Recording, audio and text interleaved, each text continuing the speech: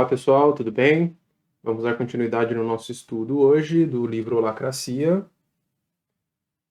Hoje a gente vai fazer a continuação do capítulo 2, que no outro vídeo ficou muito extenso, eu acabei cortando para a gente fazer uma quebra e continuar agora nesse vídeo, que provavelmente vai ser mais curto, mas é só para a gente finalizar o capítulo 2, e aí no próximo vídeo a gente começa o capítulo 3 integralmente, tá bom?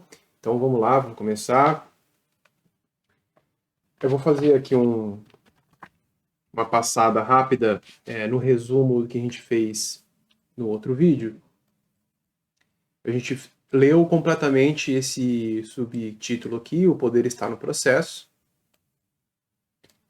que diz que a gente tem que, nesse modelo de gestão da holacracia, o CEO, ele, como primeiro passo, a gente adota o CEO adota formalmente a Constituição e concede os poderes dele ao sistema de regras, né? Então é isso que fala aí nesse poder está no processo, que os chefes, né, que na verdade não vão mais ser chefes depois da implantação da holacracia, mas aos chefes nós temos que dizer, não é mais sua função solucionar os problemas de todos e assumir a responsabilidade por tudo, e aos funcionários tem que receber a informação de que vocês têm a responsabilidade e a autoridade de lidar com suas próprias tensões. Ou seja, você pega e nivela o chefe e o funcionário, né, no modelo de hierarquia, agora todos no mesmo nível e assumindo as mesmas responsabilidades. Nem o chefe assumindo mais e nem os funcionários esperando que os chefes deem as ordens e assumam a responsabilidade por tudo que acontece. Então é basicamente sobre isso que está falando aí nessa parte do capítulo. E aí agora a gente vai entrar aqui na parte de apresentando a governança, tá? Que está na página 36. Então eu já estou com a página aberta aqui. E vamos começar. Existe um termo técnico para designar o processo de atribuição de poder ou autoridade em uma organização. É governança. Na maioria das empresas administradas sem holacracia, a governança é explicitada pelo topo da hierarquia ou estabelecida nos estatutos, mas, fora isso, muito pouca atenção consciente é dada a uma clara definição de autoridade e suas responsabilidades. E quando alguma atenção é dada, é quase sempre no contexto de uma grande reestruturação que tanto cria como resolve problemas, mas que acaba sempre distanciada das reais necessidades de execução do trabalho. Já com a holacracia em ação, a governança ocorre consciente e regularmente distribuída por toda a empresa. Deixa de ser a função de um único líder e se torna um processo contínuo, no nível das equipes, desenvolvido em reuniões especiais de governança. Então, de novo, né, ele fala para fazer a distribuição das funções e a descentralização das atividades e funções que cada um exerce. A holacracia, portanto, retira da estrutura organizacional algumas funções normalmente atribuídas ao CEO ou ao time executivo e as insere nos processos realizados em toda a empresa, dos quais todos participam. Esse processo de governança distribui a autoridade e esclarece as expectativas de todos os níveis hierárquicos, sendo conduzido por aquelas pessoas que realizam o trabalho e sentem as tensões do dia a dia. Na governança, essas tensões são aproveitadas para explicar não apenas questões como quem toma essa decisão dentro de quais limites, mas também para esclarecer expectativas geradas enquanto essa autoridade está sendo utilizada. A governança cria clareza organizacional e, então, evolui continuamente para integrar os aprendizados mais recentes do time e se ajustar à realidade em contínua transformação. Bom, o que eu tiro daqui de informação, então, é que a governança ela deixa de ser uma atividade de uma pessoa só, né, ou de uma equipe específica dentro da empresa, e passa a ser uma atividade de todos. Então, todo mundo, pelo que eu entendi, vai exercer um pouquinho de governança dentro daquele trabalho que está sendo executado. O que eu pensei aqui, que ele comenta ali, é que você colocando uma pessoa que não está na operação de cada área fazendo o papel da governança, ela pode gerar sim um problema, porque as pessoas que estão ali não sabem do dia a dia, não estão vivendo o que aquela área está vivendo. Então, às vezes, o processo ele acaba sendo burocratizado ou de uma forma feito de uma forma que poderia ser diferente, justamente porque essas pessoas não têm conhecimento efetivo sobre o que está sendo executado dentro daquela área. E aí, quando você coloca distribuído isso entre todo mundo, todo mundo fazendo a governança, isso me dá a ideia de que o processo começa a funcionar melhor, justamente porque quem está fazendo ali é que também participa desses processos da governança. Então, parece ser legal. E aí, aqui ele coloca um gráfico, que ele parece um fluxo, e eu vou tentar desenhar esse fluxo aqui para vocês, para ficar na tela e até para depois ficar de consulta aqui, se a gente precisar ver alguma coisa ao longo do estudo, tá? Então eu vou tentar desenhar aqui mais ou menos como está no livro. Então aqui ele coloca, são 4 círculos. Eu vou colocar aqui os 4 círculos já. Vamos ter que aumentar um pouquinho o quadro aqui embaixo. Então esses 4 círculos aqui. Cada um aqui tem um texto dentro. Então, vamos colocar aqui a realização do trabalho. E embaixo ele coloca aqui com papéis claros. E isso aqui está meio que em negrito, tá? Dando ênfase aqui na realização do trabalho. Nesse círculo é a percepção das tensões. E embaixo aqui como desafios ou oportunidades. De novo ele falando sobre tensões, tá? Como eu disse para vocês, as tensões parecem ser um conceito central aqui do que ele promete resolver. Então é importante a gente sempre observar essas partes que ele fala sobre tensões aqui. No círculo central, ele coloca reuniões táticas. Reuniões táticas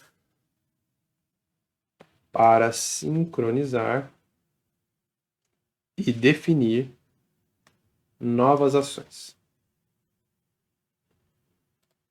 Reuniões táticas para sincronizar e definir novas ações. Então, isso aqui está em negrito. E no último círculo, tá reuniões de governança. Opa! Apertei tecla errada. Reuniões de governança. E aqui está aqui, para esclarecer e aprimorar a estrutura das funções de cada um.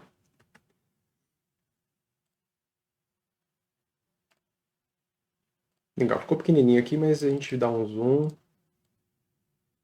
e aí dá para enxergar. Reuniões de governança. E aqui ele vai colocar algumas flechas. Primeiro aqui tem uma caixinha de texto aqui escrito entrada de informações. É um fluxo mesmo, né? Se você for pegar um fluxo aí, ele sempre tem os inputs, né? Então aqui entrada de informações. E aqui eu vou desenhar as flechinhas que ele coloca aqui para cada círculo, tá? Então, vamos tentar desenhar o mais parecido possível para ficar bem fácil de entender aqui o que ele está querendo nos dizer. Vou colocar esse círculo mais para baixo.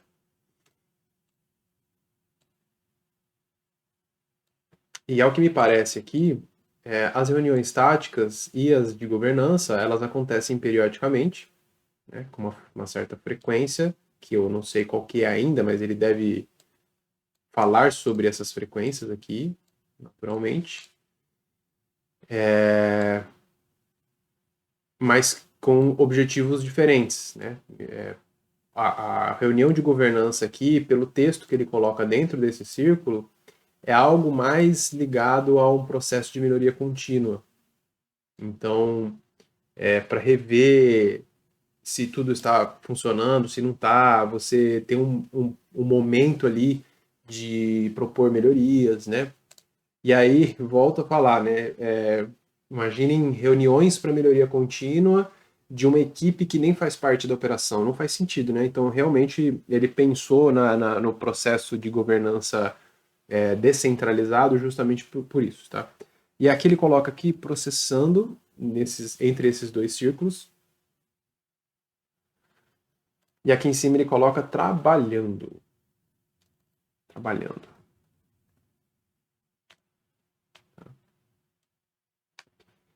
Tem alguns círculos aqui no meio de outras cores, mas eu não vou desenhar, porque senão a gente vai perder muito tempo aqui. Quem está com o livro vai conseguir acompanhar aí, mas quem não tiver com o livro, eu acho que dessa forma aqui já dá para, pelo menos, entender aqui o que ele está querendo dizer. Tá?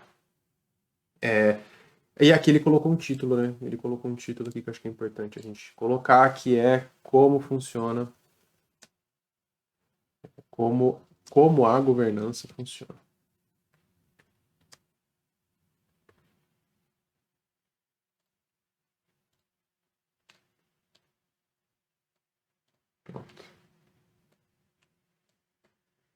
Isso está na página 37, tá? Na sequência aqui do início desse subtítulo aqui. Então tá, então vamos lá. Aqui são as pessoas trabalhando efetivamente, pelo que eu entendi, com os papéis claros, definidos lá, que eu acredito que isso esteja tudo escrito no estatuto. Como definir, né, como deixar claro isso daqui. A percepção das tensões, ou seja, as pessoas provavelmente anotando isso em algum lugar e muito provavelmente em algum lugar compartilhado que todo mundo consiga ver, né? Imagino. Depois disso, a gente tem reuniões táticas periódicas, porque a partir dessas tensões, essas reuniões táticas elas servem para sincronizar todo mundo que está na equipe, né? Não sei se nesse momento, mas para sincronizar a empresa inteira como um todo. E aqui volta o trabalho, né? Então, isso aqui é um ciclo. E se não tem percepções de tensões e coisas que precisem levar para a reunião tática, continua o trabalho aqui, que é esse do meio aqui. E aí tem esse processo da reunião de governança, que imaginem que chegou num ponto aqui, e esse é um entendimento meu, tá? Se for errado esse meu entendimento, eu vou ver mais para frente no livro, mas com o desenho acaba ficando claro algumas coisas. E se, por exemplo, surge uma tensão que precisa de alguma outra estrutura, melhorar os papéis, alguma coisa que não ficou clara, as pessoas devem entender que precisam levar isso daqui para a governança, justamente porque elas estão inseridas nesse processo todo. E aí leva-se para essas reuniões de governança para discutir, melhorar, resolver as coisas aqui e volta para o trabalho. Então são 3 ciclos aqui que acontecem em paralelo, né? As coisas você continua trabalhando, continua percebendo as tensões, mas tem as reuniões táticas e as reuniões de governança para resolver coisas ali que não conseguem ser resolvidas nas reuniões táticas. Então, esse aqui que é o meu entendimento aqui sobre esse desenho. Tem algumas cores em cinza aqui, mas eu vou deixar dessa forma até para a gente andar com o livro aqui, tá? Então agora eu vou para a página 38, que é a continuação do texto aqui, após o diagrama que ele coloca. É mais fácil compreender a governança em relação a outra esfera da vida organizacional com a qual normalmente estamos habituados, as operações, ou seja, a realização do trabalho. Isso envolve identificar os resultados que se deseja alcançar, tomar decisões específicas, alocar recursos, entrar em ação e coordenar essas atividades com outras. A governança se refere a como trabalhamos, isto é, o padrão usado para nos organizar, que é distinto das decisões específicas tomadas dentro desse padrão. É uma abordagem metanível do negócio. E aí, vamos lá, deixa eu só colocar aqui uma anotação aqui, que eu acho importante essa informação do metanível. Até para ficar claro depois como que a governança lida com o que a governança faz dentro da organização efetivamente, né? Governança, deixa eu colocar até as palavras que ele colocou aqui, é uma abordagem metanível. Ó, o trabalho da governança é uma abordagem metanível. E o que, que eu entendo como metanível? Imaginem que você metanível geralmente ele faz referência a uma estrutura para que as coisas dentro daquela estrutura funcionem, né? Eu vou dar um exemplo de tecnologia, que para mim é mais fácil aqui, mas depois eu tento encontrar mais para frente algum exemplo fora a tecnologia. Mas imaginem um banco de dados que tem várias tabelas, ou imaginem um Excel, né? Acho que o Excel acaba ficando um pouco mais fácil. E aí nesse Excel você tem várias colunas, várias planilhas, várias abinhas nessa planilha, e tudo que faz referência à estrutura dos dados, ou seja, as colunas, as linhas aqui, os títulos das linhas, o que cada coluna é efetivamente, isso tudo chama-se em tecnologia de metadados, que é o esqueleto de tudo que aquilo, de todas as informações que estão ali dentro. E as informações em si são os dados, né? Quando ele fala de metanível aqui, me remete a uma coisa mais ou menos parecida a essa. Então, imaginem que eu tenho lá a estrutura, todos os processos funcionando, da organização, e aí eu tenho o metanível, que é o que está em volta disso tudo, né? Como que a casca dessa organização que está estruturando todos esses processos ali para que as pessoas trabalhem, façam as interações delas diante de todas as tensões e todos os trabalhos que elas têm ali, atividades que têm ali no dia a dia, tá? Então, eu quis colocar isso daí porque eu acho que isso aqui esclarece bastante, pelo menos para mim, do que é a governança efetivamente dentro da empresa, segundo a holacracia aqui, tá? A governança trata da estrutura de trabalho na empresa, a estrutura, tá vendo? Por isso que eu me lembrei. Bem como das autoridades e das expectativas que as acompanham. A governança e as operações podem ser transmitidas por meio de uma estratégia relevante, ou seja, uma diretriz significativa ou uma regra de ouro aplicada, enquanto a equipe percorre sua jornada a fim de expressar o propósito da organização. Um exemplo simples que ocorre na minha empresa pode ilustrar a diferença entre essas esferas de atividade. Entre outros serviços, oferecemos treinamento em holacracia e, claro, temos que selecionar um hotel para realizar o evento. Cada opção tem suas vantagens e desvantagens. Essa escolha é um exemplo de uma questão e de uma decisão operacionais. A questão da governança, porém, será: quem tem autoridade para tomar essa decisão, dentro de quais limites, e o que podemos esperar desse papel, considerando a autoridade investida nele? Qualquer que seja a pessoa a desempenhar esse papel, ela usará essa autoridade, garantida pela governança, para tomar a decisão operacional específica de qual hotel é o ideal para o treinamento. Ó, ponto importante. Não há uma pessoa com autoridade para fazer a definição de qual é o hotel melhor. Ele está falando que existe um papel, né? Existe um papel dentro da organização que tem essa autoridade.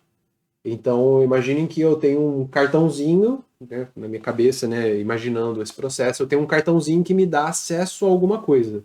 E qualquer pessoa dessa organização pode pegar esse cartão. Só que ela tem que saber as responsabilidades de pegar esse cartão e como usar ele, né? Isso que tem que ficar claro para todo mundo. E por isso que aqui em cima ele fala de o poder está no processo e não nas pessoas. Então eu deixo de ter crachás no peito com poderes, né? Então o crachá ali que está escrito coordenador, que está escrito gerente, diretor, ele deixa de ser o acesso para as coisas, o poder para as coisas. No final das contas, existe um cartão móvel que cada um pode usar, só que todo mundo tem que saber da responsabilidade de usar aquele cartão. E aí, a governança cuida dessa estrutura, ela cuida do cartão, ela cuida de como que vai funcionar esse cartão, de disseminar as informações sobre isso para todo mundo. Então é bem legal, gostei desse exemplo que ele deu da empresa dele aqui.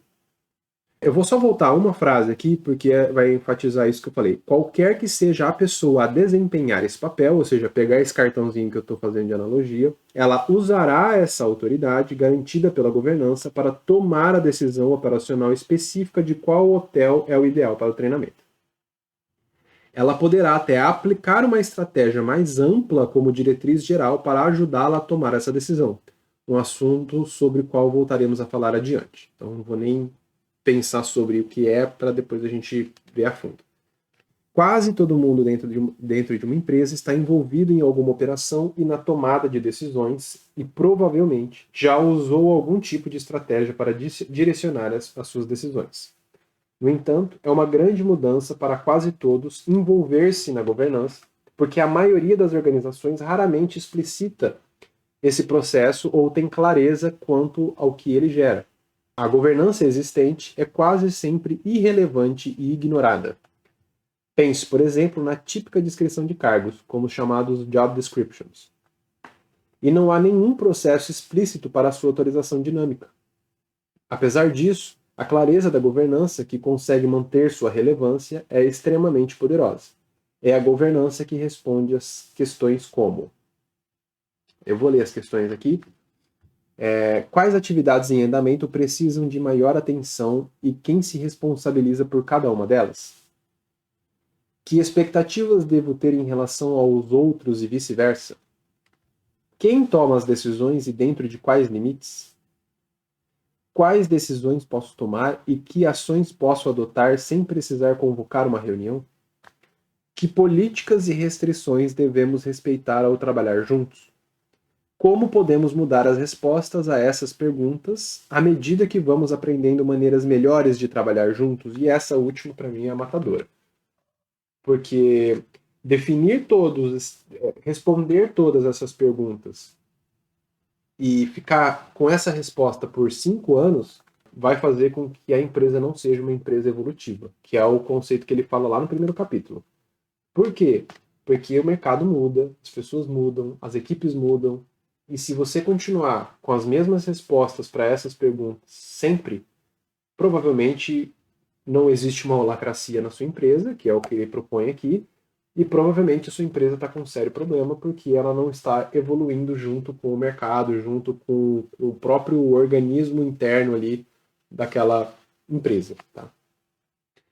Quando algum grupo se reúne para realizar uma tarefa específica ou cumprir uma missão, surgem questões desse tipo. Mesmo quando ninguém fala sobre elas, fazemos suposições sobre as respostas. Apenas observe um grupo de crianças brincando. A governança implícita define as regras, os papéis e os parâmetros dentro dos quais elas brincam. Em muitas situações, a governança implícita funciona bem, até que por alguma razão deixa de funcionar. Talvez as suposições implícitas entrem em contradição, ou talvez alguém queira aprimorar a operação tradicional, integrando um novo aprendizado.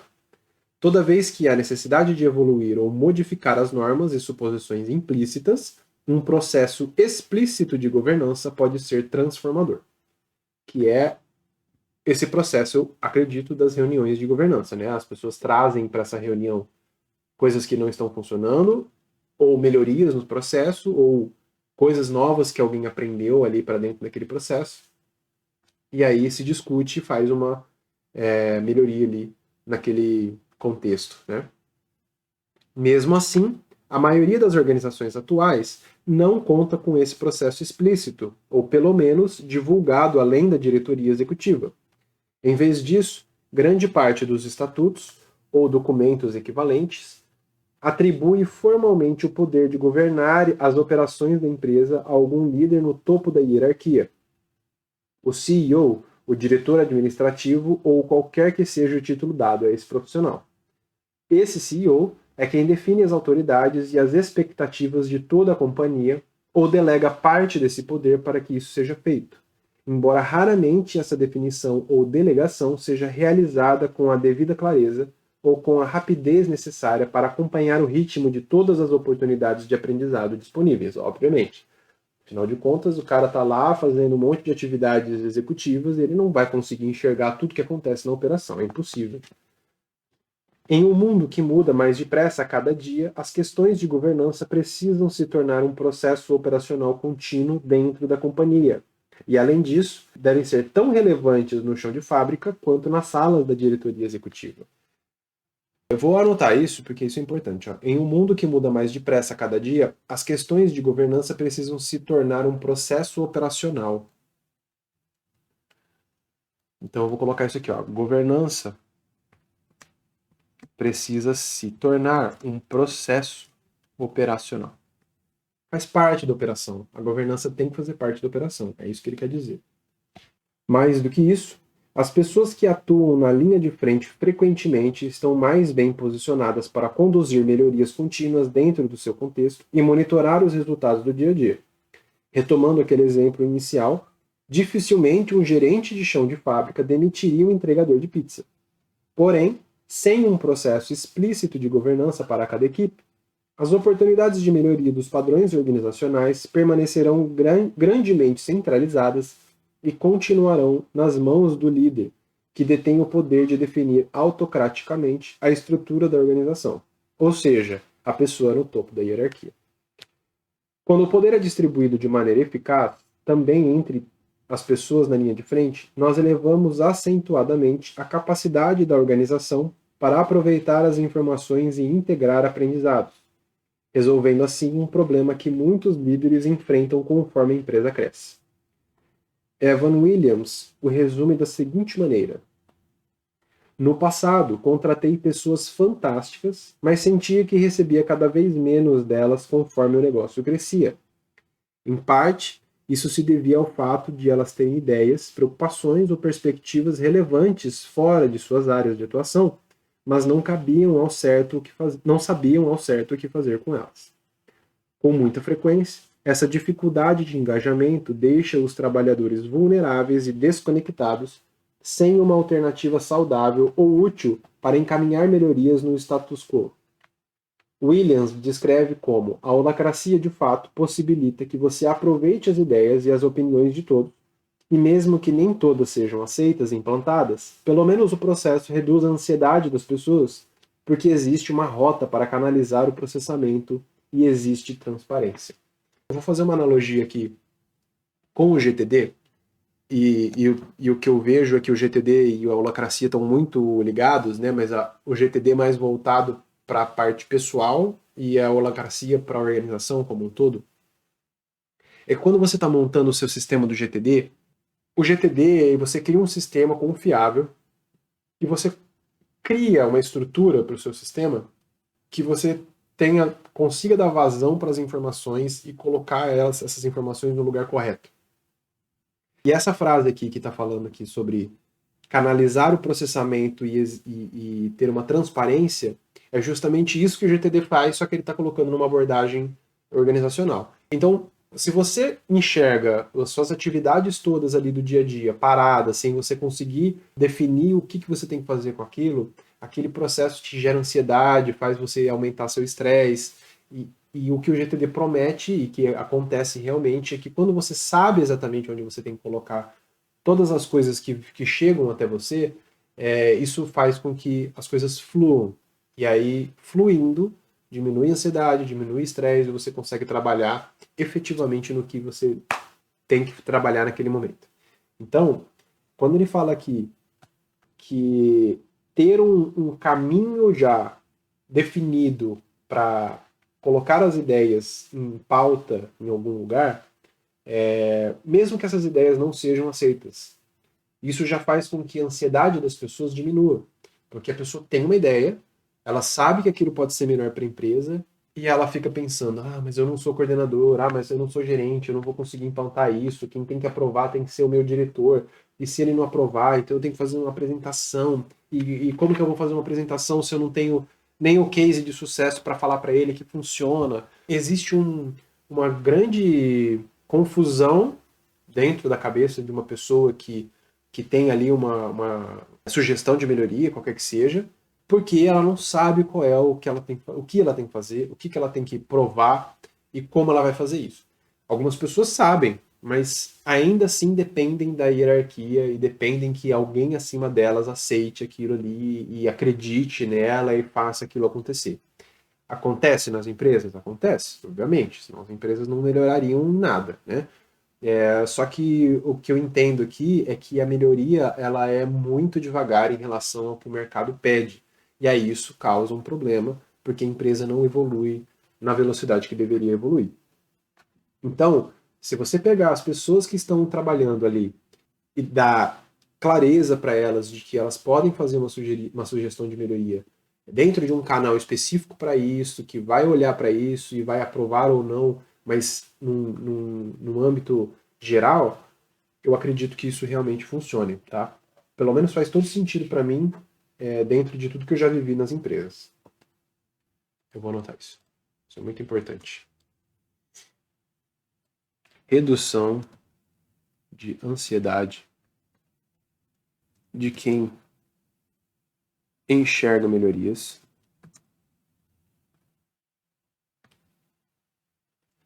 pois há uma canalização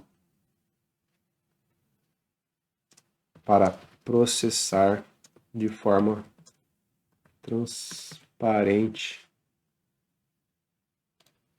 processar a sugestão de forma transparente. Vou colocar aqui, ó, de quem possui ideias e opiniões,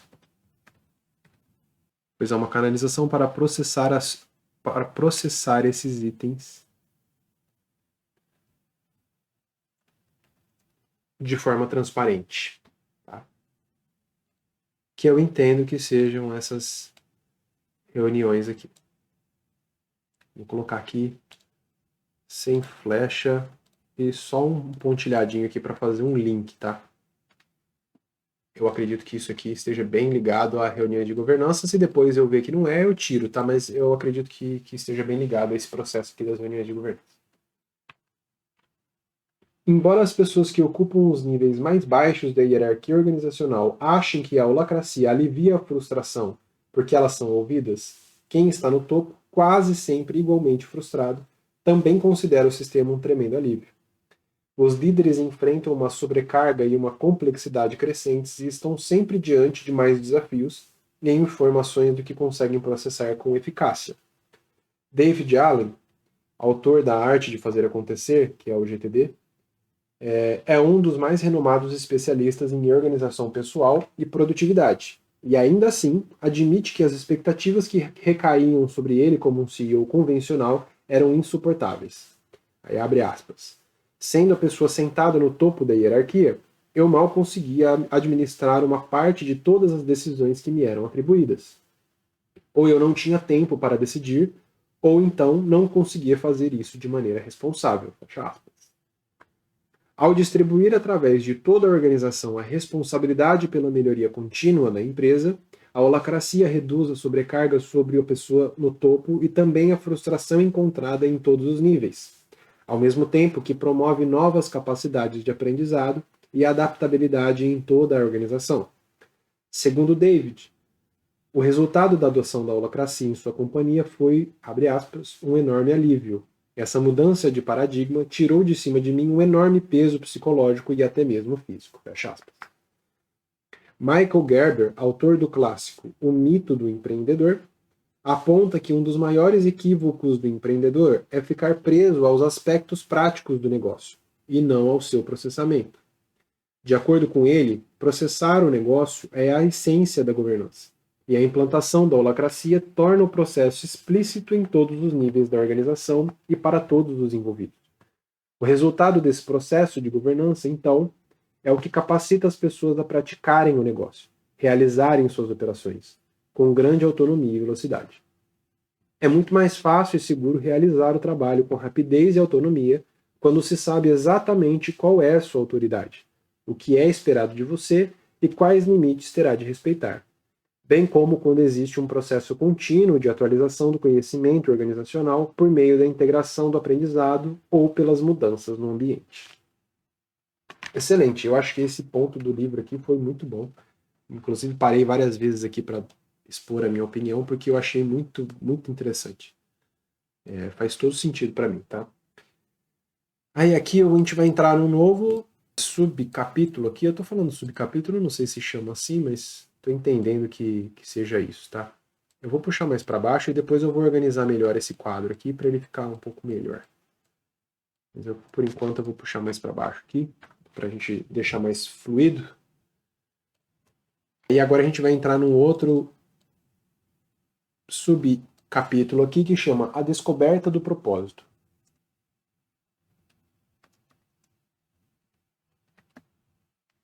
E isso está na página 42. Tenho repetidamente mencionado o conceito de propósito de uma organização. Embora essa seja uma ideia quase corriqueira em livros de administração atualmente, vale a pena parar um momento para explicar o que entendo por propósito. Às vezes, quando estou trabalhando com um grupo de empreendedores, parceiros ou diretores executivos, em particular em companhias bastante focadas nas relações humanas, peço que cada um ali compartilhe suas esperanças mais profundas, seus sonhos, suas ambições e seus desejos para a organização. É sempre um momento vigoroso, pleno de autenticidade e inspiração, enquanto as pessoas vão falando do que mais querem ver na sua empresa realizar e ser no mundo. Em seguida eu digo, abre aspas, agora, vou apontar o maior obstáculo para a concretização do propósito dessa organização. É justamente tudo isso que vocês acabaram de falar, suas esperanças, seus desejos e assim por diante. Fecha aspas. Em geral, as pessoas ficam surpresas com essa afirmação, mas assim que compreendem o que eu quis dizer, isso se torna uma revelação. Certamente, não há nada de errado com as nossas esperanças, nossos sonhos, nossas ambições e desejos, embora normalmente sejam todas projeções que fazemos sobre a empresa, o que por si só obscurece o propósito dela. Retomando a metáfora que usei no início do capítulo, as pessoas correm o risco de tratar a companhia do mesmo modo que pais autoritários lidam com seus filhos. A maioria de nós acredita que projetar nossas esperanças e nossos sonhos em nossos filhos vai inibi-los a encontrar a sua própria jornada de vida. Socialmente, acabamos aceitando que as crianças não são propriedade dos pais e não podem ser formadas de acordo com os nossos desejos. São seres humanos independentes, com talentos, habilidades e paixões exclusivas. Ao tentar impor nossas visões sobre os nossos filhos, estamos resistindo a essa realidade, quase sempre em detrimento das duas partes e definitivamente em prejuízo do relacionamento. Considero que isso também é válido para nossas organizações e sua relação com fundadores, líderes e administradores. Toda empresa tem um potencial e uma capacidade criativa, que é a mais adequada para que se expresse de maneira sustentável nesse mundo, considerando tudo que está disponível para ela. Sua história e força de trabalho, seus recursos e fundadores, sua marca, seu capital, seus relacionamentos. É isso que denomino de seu propósito, sua razão de ser, o motivo de sua existência. Mas não é necessariamente aquele propósito que nós, fundadores ou líderes, queremos para a companhia, embora geralmente tenham sido semeados por nós, nos anos de formação de um negócio. Tudo que está disponível talvez seja apenas a paixão dos fundadores, e é ela que moldará o propósito, pelo menos por algum tempo. Eu entendo o que ele coloca aqui em relação à criação de um filho, né? Porque realmente, se você coloca no seu filho a expectativa que você quer para a vida dele, ele pode ser limitado a alguma coisa e não viver aquilo que ele gostaria efetivamente de fazer e talvez não ser tão bem sucedido se ele tivesse seguido outro caminho. E eu gostei dessa analogia com a empresa, porque ainda que os donos, os diretores e o presidente da empresa tenham uma visão para onde a empresa quer chegar, Por que não os funcionários e outros níveis dentro da organização também não terem uma visão e elas serem levadas em consideração? Quando os pais abrem mão dos seus sonhos pessoais em nome dos filhos, criam um espaço para que as crianças encontrem aquilo para que nasceram de verdade, para aquele impulso criativo que está aguardando para ser expresso pela criança. Da mesma forma, quando abrimos mão da ideia de que eu quero que minha empresa faça X, podemos encontrar encontrar o impulso criativo da própria organização, o potencial ou a capacidade criativa mais profunda que ela poderá expressar de modo sustentável no mundo, considerando tudo aquilo que está disponível para isso. Em outras palavras, o que essa organização quer ser no mundo e o que o mundo precisa que essa organização seja. Isso não significa que toda empresa terá um propósito maravilhoso, criativo e visionário. Algumas expressões de propósito aparentemente triviais são, na verdade, autênticas em relação à empresa. O propósito de uma empresa de coleta de lixo pode ser simplesmente criar cidades mais limpas. Isso pode não ser glamouroso, mas captura o que há por trás da operação e expressa o que a empresa pretende oferecer no mundo. Na Holacracy One, expressamos nossa melhor compreensão do propósito da empresa em duas palavras: organização extraordinária. Chegar a isso foi um processo de descoberta. Nós não escolhemos esse propósito, nós o descobrimos. Digo descobrir em vez de escolher ou decidir, porque chegar a um propósito, claro, é mais um trabalho de investigação do que de criatividade. O que você está procurando já está lá, esperando para ser encontrado. Não pode ser escolhido por você, assim como o propósito de vida do seu filho também não. Simplesmente pergunte a si mesmo, de acordo com o contexto atual e nossos recursos, talentos e capacidades disponíveis, além dos produtos e serviços que oferecemos, nossa história, fatia de mercado e assim por diante, qual é o nosso potencial mais profundo, aquele que pode ser criado ou manifestado para o mundo? Por que o mundo necessita disso?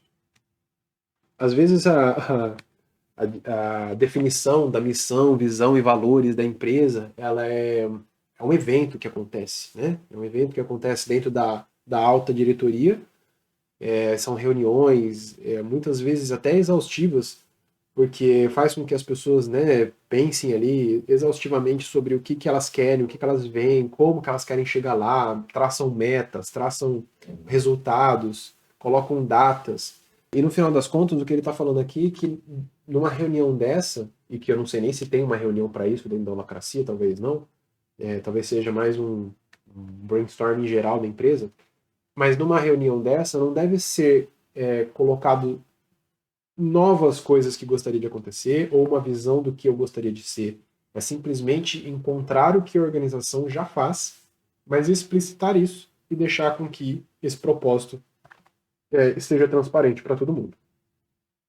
Não se preocupe caso você não consiga chegar imediatamente a uma frase sucinta, capaz de capturar o propósito da sua organização, como em tudo na holacracia. A descoberta do propósito é um processo dinâmico e contínuo. E provavelmente isso deve mudar. O propósito não é fixo para a eternidade, né? Além disso, a aplicabilidade do propósito é muito mais importante do que a elegância da frase. Essa definição não é algo para emoldurar e pendurar na parede para lhe servir de inspiração. É uma ferramenta que você deve usar diariamente enquanto administra seu negócio. Conforme vai mudando para o modelo de autoridade distribuída, o propósito se torna a âncora da tomada de decisões em todos os níveis, em todas as esferas de atividade.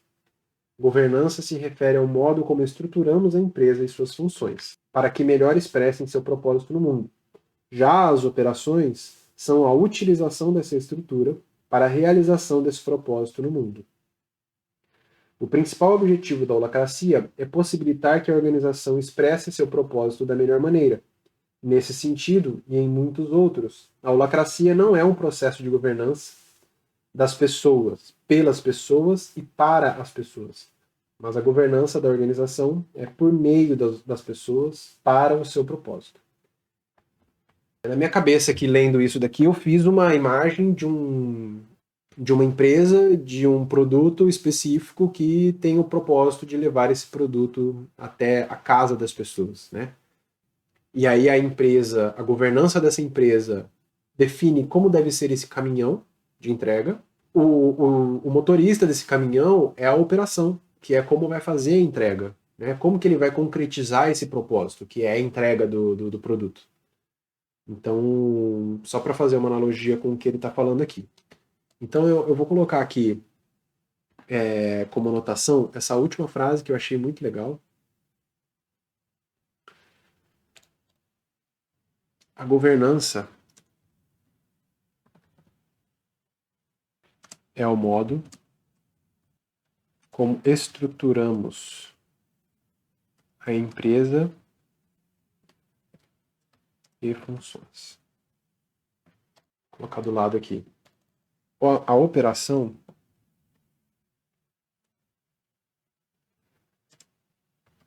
utiliza essa estrutura para realização do propósito.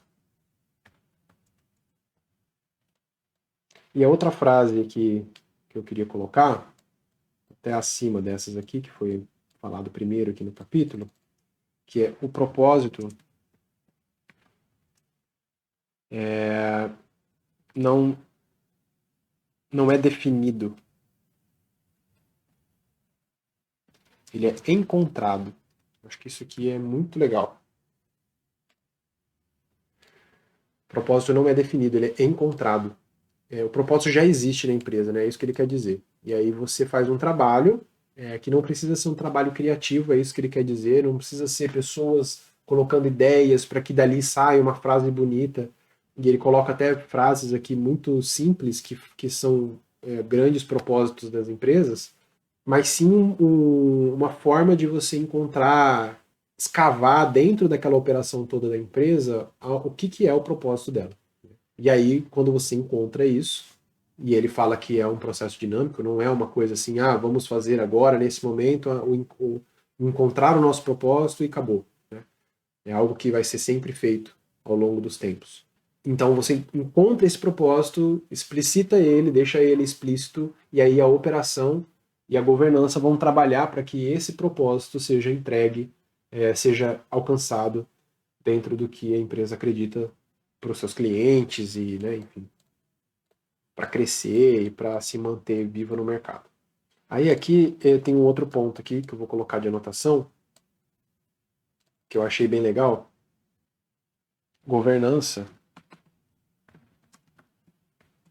não é um processo das pessoas, pelas pessoas e para as pessoas.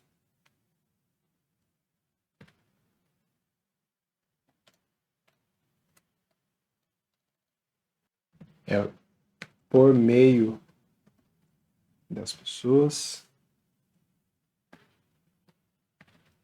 para o propósito, para o seu propósito.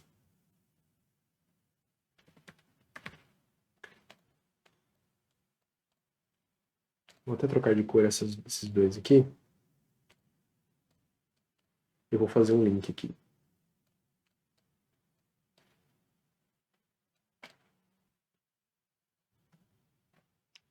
Bom, então é isso. Esse é o fim do capítulo 2. Eu vou parar por aqui o vídeo para depois a gente começar no estudo do capítulo 3. Nesse estudo, ele vai falar sobre, vou colocar aqui, a estrutura organizacional. Então, ele deve aprofundar um pouquinho mais de como é que funciona essa estrutura. Até então, eu estou gostando muito do conceito que ele coloca no livro, nesses dois primeiros capítulos, a explicação, ele está colocando o porquê de tudo isso, né, o porquê de mudar a organização e o porquê que não está funcionando a hierarquia dentro das empresas hoje. Então, muitas das coisas me fazem pensar sobre tudo que eu vivi nas empresas que eu passei. Algumas coisas fazem muito sentido e eu concordo demais. Outras coisas a gente tem que colocar para funcionar para ver efetivamente aquela mudança e aquela melhoria na ansiedade, no estresse e na fluidez da companhia. Então, me parece muito promissor. E semana que vem eu lanço o capítulo 3, né? A gente vai ler aqui o capítulo 3 para dar continuidade nesse nosso estudo aqui da holacracia. Tá? Obrigado por vocês terem me acompanhado até aqui e qualquer coisa me coloquem aí nos comentários sobre sugestões de melhoria, sobre o que estão achando aí do nosso estudo, para que eu consiga melhorar sempre aqui, entregar um conteúdo de qualidade para vocês, tá bom? Muito obrigado e até a próxima.